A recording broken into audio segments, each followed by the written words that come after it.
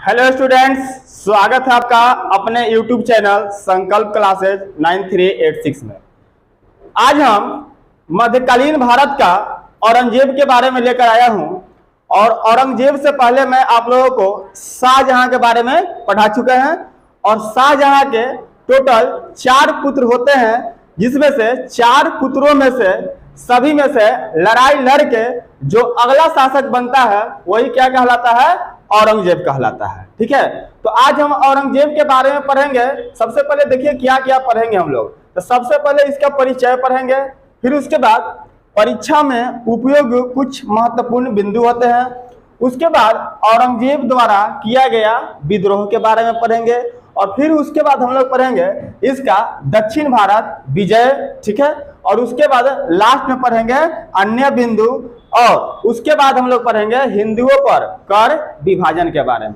ठीक है, तो आइए शुरू करते हैं आज हम लोग अपना चैप्टर औरंगजेब के बारे में। तो इसको एक कहानी के माध्यम से आप लोग समझिएगा और यहां से ऑब्जेक्टिव क्वेश्चन क्या क्या बन सकते हैं वो जरा सा ध्यान में रखिएगा। आइए शुरू करते हैं। तो सबसे पहले बात आई है इसके जन्म के बारे में, परिचय के बारे में देखते हैं।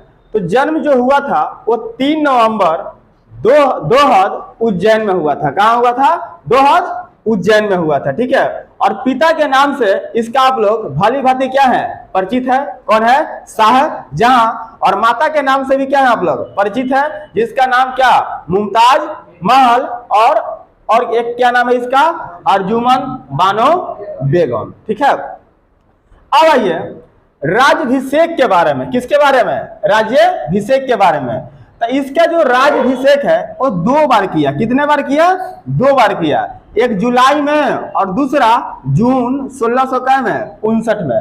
तो इसके पीछे रीजन है, जरा सा वो रीजन के समझ लीजिएगा। तो औरंगजेब अपने में टोटल मिला के 4 भाई थे। तो जो पहले दारा सिकोह को हराया था घरमट के युद्ध में और वहीं पर अपना राज्याभिषेक किया था क्या? 1658 में। उसके बाद देवरिया के युद्ध लड़ा था, देवराई का युद्ध लड़ा था अपने भाई किसके साथ? दारा सिकोह के साथ। और उसके साथ भी क्या किया? उसको पराजित कर दिया और इस तरीके से उसने क्या किया? दूसरा राज्याभिषेक किया। कब? जून 1659। ओके, और आगे आते हैं। अब एक उपाधि लेता है जब ये राज्याभिषेक करता है। तो ये उपाधि बड़ा लंबा चौड़ा है दोस्तों। देखिए, अब्दुल मुजफ्फर मुहीउद्दीन मुजफ्फर औरंगजेब बहादुर आलमगीर बादशाह गाजी। तो बस हम लोग लास्ट वाला 2 याद रखेंगे, बहादुर आलमगीर और क्या याद रखेंगे? बादशाह गाजी। ठीक है, तो ये था आपका इसके परिचय के बारे में।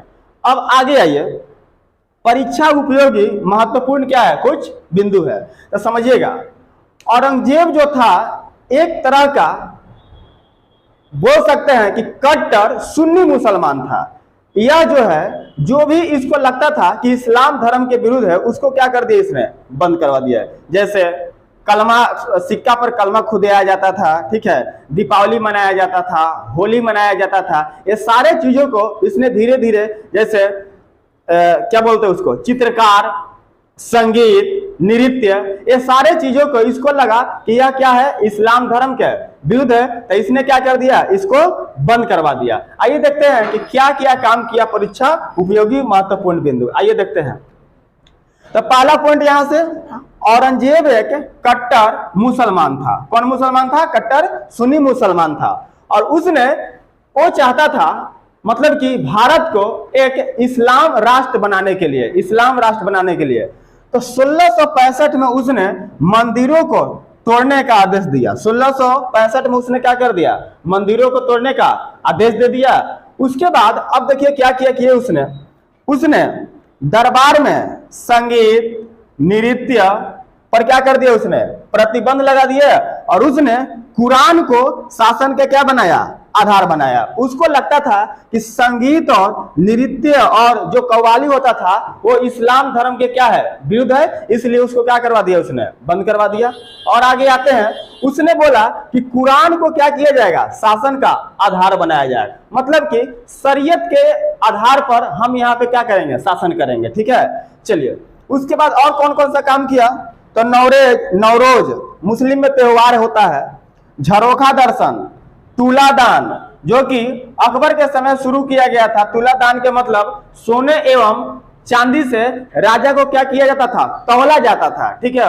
और तौलने के बाद उस सोना चांदी को गरीब एवं असहाय लोगों को क्या कर दिया जाता था, दान कर दिया जाता था। तो इसको भी उसने बंद करा दिया। उसके बाद तिलक करना, जो मतलब कि जो राजा होते थे उसको तिलक करता था, ठीक है, उसको भी बंद करवा दिया। और सिक्कों पर कलमा खुदवाना, सिक्कों पर कलमा खुदवाना ये बंद कर दिया। ये किस लिए बंद कर दिया, ये लगता था कि सिक्कों पर कलमा वो मुस्लिमों के इस्लाम धर्म का खुदवाया हुआ है और वह सभी जगह सिक्का पहुंचता है हिंदू लोग के पास, ठीक है। इसलिए उसने क्या किया, सिक्कों पर कलमा खुदवाना भी क्या कर दिया, इसने प्रतिबंध लगा दिया। उसके बाद सिजदा एवं पबोस अकबर द्वारा शुरू किया गया था, हालांकि सबसे पहले बलबन ने शुरू किया था, उसको भी बंद करवा दिया। होली, दिवाली, ठीक है, मनाने के लिए क्या भी लगा दिया, प्रतिबंध लगा दिया। और लास्ट में उसने वैश्याओं पर भी क्या लगा दिया, प्रतिबंध लगा दिया, क्योंकि कहता था कि यह समाज के लिए क्या है, बुराई है। तो वैश्या लोग के बोला उसने, या तो आप शादी कर लीजिए या दरबार से बहुत क्या चल जाइए, कहीं दूर जाके बस जाइए, ठीक है। चलिए, उसके बाद हिंदू के प्रति, वो हिंदू का दुश्मन था, एक कट्टर मुसलमान था, तो उसने जजिया कर 1679 में पुनः क्या कर दिया, लगा दिया। जजिया कर को समाप्त कर दिया था कौन, अकबर। कौन कर दिया था, अकबर। और जजिया कर को फिर उसने शुरू कर दिया 1679 ईस्वी में। उसके बाद अब आइए, उसने दारुल हर्ष उसने बोला कि भारत गैर मुसलमान देश है, उसको इस्लाम राज्य क्या करेंगे, हम बनाने का क्या करा रहे हैं, प्रयास कर रहे हैं, ठीक है। जिहाद का नारा इसने छेड़ा, ठीक है। तो दारुल इस्लाम, दारुल हर्ष का मतलब गैर मुसलमान और दारुल इस्लाम का मतलब इस्लाम राज्य बनाने का क्या किया, उसने प्रयास किया। तो ये सारे काम किए परीक्षा उपयोगी महत्वपूर्ण बिंदु से। अब और आगे आते हैं, एक मतलब कि कट्टर मुसलमान तो था, लेकिन वह नैतिक स्तर पर काफी ऊंचा माना जाता था। नैतिक स्तर पर काफी क्या माना जाता था, ऊंचा माना जाता था। अब वो कैसे, उसने कोई भी उसके अंदर बुराइयां नहीं थी। जैसे एग्जाम्पल फॉर समझिएगा, दारू पीना, भांग खाना, गांजा पीना, ठीक है, कोई भी उसके अंदर बुराइयां नहीं थी। और बोले तो वह शादी भी केवल कितना किया था, मात्र एक शादी किया था। इसलिए उसको मुसलमान ने उसे क्या बोला, जिंदा पीर बोला। क्या बोला, जिंदा पीर। यहां से एक क्वेश्चन बन सकता है आपका कि मुगल काल के किस राजा को जिंदा पीर करके मुसलमान पुकारते थे, तो औरंगजेब को, ठीक है। उम्मीद करते हैं कि यहां तक क्या किया होगा, आप लोग को समझ में आया होगा। और आगे की ओर चलते हैं, प्रमुख विद्रोह। अब समझिएगा, सबसे पहले वो विद्रोह जो हुआ 25 साल अपना उत्तर भारत में गुजारा और 25 साल लास्ट के बचे हुए दक्षिण भारत में अपना गुजारा उसने, ठीक है। चलिए, तो पहला संगठित विद्रोह था जो गोकुल के नेतृत्व में हुआ। किसके नेतृत्व में हुआ, गोकुल के नेतृत्व में हुआ। वो तिलपत युद्ध में, कौन युद्ध में, तिलपत युद्ध में गोकुल का हो गया, पराजित हुआ, ठीक है। गोकुल पराजित हुआ, मतलब कि कहने का मतलब है वह मतलब कि पूरा इस्लाम राज्य बनाने के क्या में था, फेरा में था भारत को। तो उसने एक युद्ध लड़ा था गोकुल, ठीक है। पहला संगठित विद्रोह गोकुल के नेतृत्व में हुआ था, तिलपत युद्ध। अब यह कब हुआ था, तो 1686 में हुआ था। कब हुआ था, 1686 में। 1686 में हुआ और तिलपत युद्ध में गोकुल का हुआ, पराजित हो गया। तो गोकुल के पराजित होने के बाद उसके बाद उसका 1886 में राजा राम ने क्या किया, नेतृत्व किया तिलपत के बारे में। उसके बाद ये सोचा कि अच्छा वो कट्टर मुसलमान का अपना उदाहरण दे रहा है, तो हम भी कट्टर हिंदू का क्या करेंगे, उसके सामने उदाहरण पेश करेंगे। तो इसके लिए क्या किया, इस सब ने मिलकर क्या किया कि अकबर का जो कब्र था उसको खोदवाया। अकबर के हड्डियों को उसने क्या कर दिया, जलाना शुरू कर दिया, ठीक है। इससे यह काफी क्या हुआ, भड़क गया, क्योंकि मुस्लिम में शव को जो जलाना नहीं रहता क्या किया जाता है, कब्र में गाड़ दिया जाता है। हिंदू को क्या किया जाता है, जलाया जाता है। तो इससे काफी क्या हुआ, भड़क गया। और उसके बाद उसने अकबर के हड्डियों को जलाया और बाद में राजा राम के बाद कौन इसका नेतृत्व करता है, तो चूड़ामन राजा राम का पुत्र था। ठीक है, चूड़ामन ने इसका नेतृत्व किया और विद्रोह क्या हुआ, छिटपुट चलता रहा आगे तक। उसके बाद और आगे ये सतनामियों का विद्रोह। कौन का विद्रोह, सतनामियों का विद्रोह। ये भी धार्मिक मुद्दे से जुड़ा हुआ था। किस मुद्दे से जुड़ा हुआ था, धार्मिक मुद्दे से जुड़ा हुआ था। ये कहां पर हुआ, नारनौल मेवात के क्षेत्र में। कहां हुआ, नारनौल मेवात के क्षेत्र में विद्रोह हुआ और इसको मुंडिया कह के लोग क्या करते थे, संबोधित करते थे, क्योंकि यहाँ के जो लोग थे हमेशा अपने बाल को मतलब कि सिर को छिलवा के रखते थे, इसलिए मुंडिया कह के संबोधित करते थे। तो अब देखिएगा, इसको सतनामियों के विद्रोह को बहुत ही आसानी से इसने क्या कर दिया, दबा दिया। लेकिन बहुत सारे जो मुस्लिम सेनापति था उसको सतनामियों ने क्या कर दिया था, हत्या कर दिया था। तो हत्या करने के बाद इसने बोला औरंगजेब से कि सतनामियों जादू टोना जानते हैं, इसलिए क्या हो रहा है, हम लोग मारे जा रहे हैं। तो इसके लिए क्या किया औरंगजेब ने, क्या किया कि उसने भी अपना झंडा में कुछ उर्दू भाषा में लिखवा दिया और बोल दिया कि इसको लेकर जाओ, ये जादू टोना का क्या है, काट है। ठीक है, हालांकि बाद में फिर इसको भी दबा देता है और औरंगजेब ने इस विद्रोह को। अब उसके बाद उठता है सिख विद्रोह। कौन विद्रोह, सिख विद्रोह। क्योंकि उस समय सिख जो भी अपनी चरम सीमा पर ऊपर की ओर बढ़ रहा था, तो इसने सोचा कि भारत जैसे राज्य में हमको शासन करना है, तो जो सिख धर्म जो उठ रहा है ऊपर की ओर, उसको क्या करना पड़ेगा, दबाना पड़ेगा। तो सबसे पहले इसने क्या सोचा कि धार्मिक विषय पर औरंगजेब ने नौवें गुरु तेग बहादुर, कौन गुरु, नवे गुरु तेग बहादुर। सबसे पहले उसने सोचा कि सबसे पहले क्यों ना गुरु तेग बहादुर को ही इस्लाम धर्म क्या कर लिया जाए, कबुलवा दिया जाए। तो इसके बाद इसके सारे जो है मतलब कि चेला लोग क्या करेगा, इस्लाम धर्म को कबूल कर लेगा। लेकिन इसकी बात को इन्होंने क्या कर दिया, मना कर दिया। अब मना करने के कारण गुरु तेग बहादुर को क्या कर दिया गया, हत्या कर दिया जाता है। किसके द्वारा, औरंगजेब के द्वारा। कब, 1675 ईस्वी में, इस्लाम धर्म नहीं स्वीकारने के कारण। ठीक है, और आगे आइए। उसके बाद आता है राजपूतों का विद्रोह। किसका विद्रोह, राजपूतों का विद्रोह। ठीक है, तो राजपूतों का विद्रोह ये किस लिए होता है, तो कट्टर नीति के कारण होता है। किसके कारण होता है, कट्टर नीति के कारण। क्योंकि अकबर के समय क्या होता है कि क्या बोलते हैं, अकबर के समय क्या हुआ था, राजपूत और मुगल के बीच क्या हो गई थी, संधि हो गई थी और अच्छा रिलेशनशिप दोनों में बन गया था। लेकिन अपना ये कट्टर मुसलमान के रूप में उभरने लगा तो राजपूतों का भी क्या हो जाता है, विद्रोह हो जाता है। किस लिए, कट्टर नीति के कारण, मरवार एवं मेवाड़ के द्वारा। अब यहाँ पे एक कहानी है, समझिएगा। तो इतना कट्टर होने के कारण जो औरंगजेब का बेटा था उसका भी नाम अकबर था। क्या था, अकबर था। तो अकबर ने अपने पिताजी का क्या कर दिया, विद्रोह कर दिया। ठीक है, तो विद्रोह करके वो भाग आता है यहाँ पर राजपूतों के मेवाड़ एवं मरवाड़ के पास। कहाँ चलाता है, मेवाड़ एवं मरवाड़ के पास। तो मेवाड़ और मरवाड़ वाले अकबर को बोलते हैं मैं तुम्हारी सहायता करूंगा, ठीक है, राजा बनाने में, यदि तुम जो हो मतलब कि औरंगजेब को शासन से क्या करो, हटा दो। ठीक है, तो इसलिए अकबर क्या कर देता है, अपने पिताजी के क्या कर देता है, खिलाफ विद्रोह छेड़ देता है। ठीक है, उसके बाद क्या होता है, तो सबसे पहले अकबर राजपूतों का क्या सहयोग पाकर उसने क्या कर दिया, विद्रोह कर दिया। तो प्रारंभ में जो है मेवाड़ में क्या करता है, जाकर छिप जाता है। तो अब इसका पीछा करते हुए, अकबर का पीछा करते हुए औरंगजेब आता है। अकबर का पीछा करते हुए कौन आता है, औरंगजेब आता है। तो औरंगजेब आता है, ठीक है, अब यहाँ पे चलाता है। तो ये देखता है कि मेवाड़ वाला इसका क्या कर रहा है, सपोर्ट कर रहा है।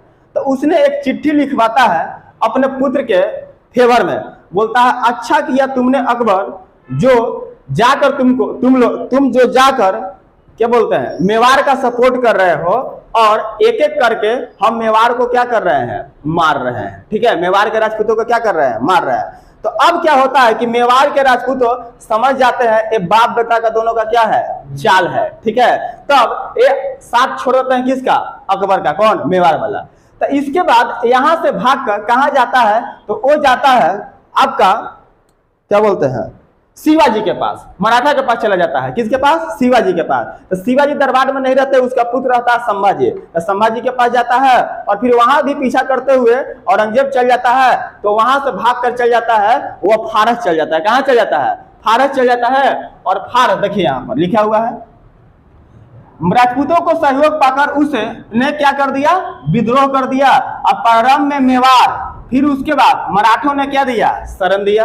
ठीक है, और बाद में वह फारस चला जाता है। तो फारस के राजा शाह ने लंबे समय तक अपने पास क्या रखा? शरण दिया उसको। और जब 1707 ईस्वी में औरंगजेब की मृत्यु हो जाती है, तो उसी के आसपास इसका भी, अकबर का भी क्या हो जाता है? मृत्यु हो जाता है। कहां? फारस में हो जाता है। ठीक है, तो ये था आपका क्या, अकबर और किसके बीच विद्रोह हुआ?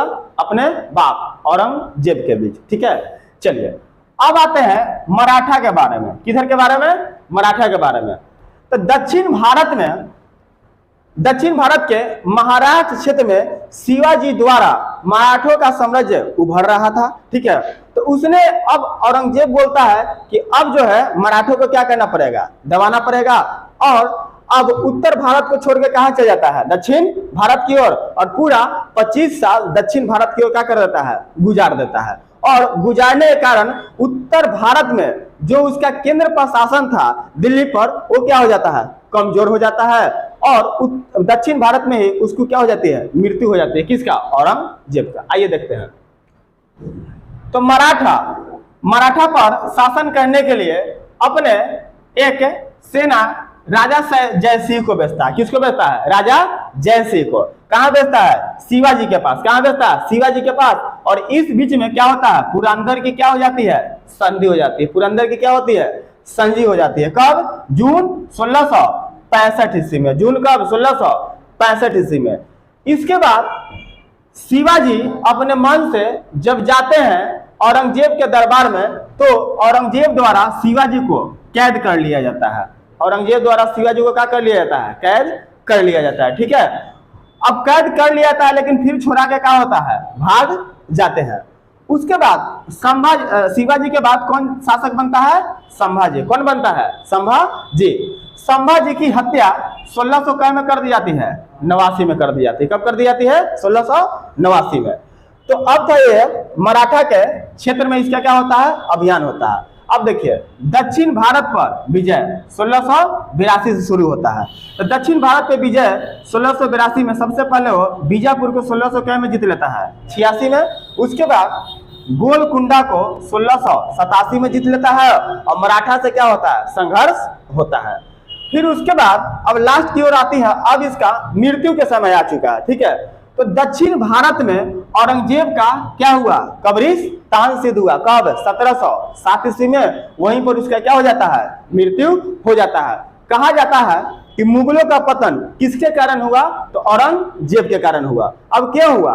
क्योंकि जो केंद्र का जो शासन था उसको संभाल नहीं पाया और वह पूरा 25 साल दे देता है किसको? दक्षिण भारत की ओर। इसलिए क्या हो जाता है? यहाँ पर मुगलों का पतन यहाँ से धीरे धीरे क्या होता है? कमजोर होने लगता है। और उसके बाद दूसरा ये भी आता है कि अकबर क्या हो जाता है? उसका विरोधी हो जाता है, क्योंकि उसका पुत्र उसको सहयोग नहीं करता। ये भी कारण रहा। और आगे आते हैं कुछ अन्य बिंदु। कौन बिंदु? कुछ अन्य बिंदु। तो अब आइए इनकी पत्नी के बारे में जानते हैं। तो पत्नी रबिया उद दौरानी या इसका नाम था दिलरास बानो बेगम। उसने एक ही शादी किया था और ये महिला कौन राजघराने की थी? फारस राजघराने के। ठीक है, ये भी अपनी पत्नी से बेहद प्यार करता था। ठीक है, जिस तरीका से इसके पिताजी शाहजहां प्यार करते थे मुमताज से। ठीक है, इसी तरीका से इसने भी अपनी पत्नी से प्यार करता है और इसने अपनी पत्नी के लिए बीबी का मकबरा बनाता है। किसका मकबरा बनाता है? बीबी का मकबरा बनाता है। कहां बनवाता है? कौन वाला? औरंगाबाद, महाराष्ट्र, बिहार वाला नहीं। तो औरंगाबाद में निर्माण करवाया 1678 ईस्वी में। और ये हूबहू द्वितीय ताजमहल के रूप में जाना जाता है। ठीक है, चलिए जैसे इसके पिताजी बनवाए थे ताजमहल, उसी तरीका से इसने भी अपनी बीबी के लिए क्या करवाया? द्वितीय ताजमहल का निर्माण करवाया। कहां करवाया? महाराष्ट्र में। चलिए, औरंगाबाद में। उसके बाद दिल्ली का लाल किले में मोती का मस्जिद का क्या करवाया, निर्माण करवाया। दिल्ली के लाल किले में मोती का मस्जिद का निर्माण करवाया। और मैंने ये भी पढ़ाया था कि आगरा के लाल किले में भी क्या हुआ था, मोती का मस्जिद का निर्माण करवाया था। कौन, तो इसके पिताजी शाहजहां। पढ़ाया ना। चलिए और आगे आते हैं। ये भले ही कट्टर क्या था, मुसलमान था, लेकिन बात की जाए तो इसकी सेना में जो सर्वाधिक सेनापति था वो कौन था, हिंदू था। कौन था, हिंदू था। मुगल सेना में सर्वाधिक हिंदू सेनापति कुल का 1/3 यानी बोल सकते हैं कितना प्रतिशत, 33%। जो मतलब कि इसके सेना में सेनापति शामिल होते थे वो कौन होते थे, बताइए, हिंदू थे। ठीक है, अब आगे आते हैं। जजिया कर लेता था तो उसने क्या किया, हिंदू पर करों का क्या कर दिया, विभाजन कर दिया, जो कि अभी भी इसी रूप में लिया जाता है। उसने क्या किया कि 200 दिरहम तक जिसकी आय है प्रति वर्ष, उसको क्या करना पड़ेगा, 12 दिरहम प्रति वर्ष टैक्स के रूप में देना होगा। ठीक है, देना होगा। ठीक है, उसके बाद 200 से जो 10,000 दिरहम कमाता है उसको कितना दिरहम देना होगा, 24,000 दिरहम देना होगा प्रति वर्ष टैक्स के रूप में। ठीक है, उसके बाद 10,000 दिरहम से अधिक जिसकी आय रहेगी उसको कितना देना होगा, 48 दिरहम टैक्स देना होगा प्रति वर्ष। हालांकि यहाँ पे एक मतलब कि रहम कर दिया था हिंदू पर। वो बोला कि जो भिखारी है, ठीक है, जिसकी आयु 14 वर्ष से क्या है, कम है, उसको टैक्स नहीं देना पड़ेगा। थोड़ा सा हिंदुओं के फेवर में क्या कर दिया इसने, मतलब कि ए कर दिया, रहम कर दिया। उसके बाद क्या होता है, एक दो पॉइंट और जानिए। भले ही ये संगीत नृत्य मतलब कि ये सबके क्या था, खिलाफ था, लेकिन यह बीना बजाने में बहुत क्या रखता था, रुचि रखता था। तो कई एक बार ये भी क्वेश्चन आया हुआ है कि बीना में रुचि मुगल साम्राज्य के कौन सा शासक रखता था, तो वो कौन था, औरंगजेब। और नगारा में रुचि कौन रखता था, नगारा बजाने में अकबर। कौन रखता था, अकबर। तो अब हम उम्मीद करते हैं कि आप लोगों का औरंगजेब से लेकर क्लियर होगा सारे के सारे ऑब्जेक्टिव पॉइंट। यदि आप लोगों को वीडियो पसंद आ रहे होंगे तो इसको लाइक कीजिएगा, शेयर कीजिएगा, सब्सक्राइब कीजिएगा। चलिए ठीक है, आज के लिए इतना।